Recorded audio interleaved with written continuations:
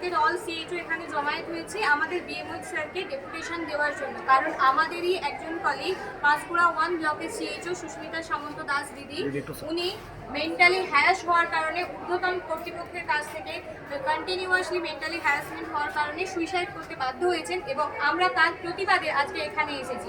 ওনার সেন্টারে কোনো first ANM নেই, কোনো সেকেন্ড এএনএম নেই, ওনাকে একাকে সমস্ত কাজের প্রেশার, সেই লোডটা উনি একা সামলেছেন। প্লাস সিনিয়র পিএইচএন ওনাকে যথেষ্টভাবে হেনস্থা করেছেন।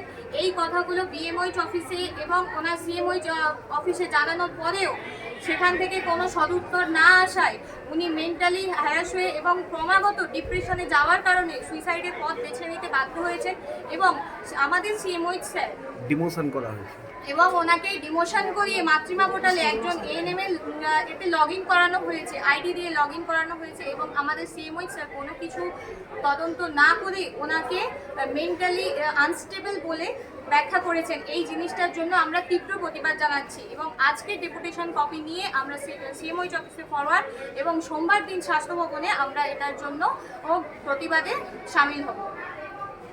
ধন্যবাদ।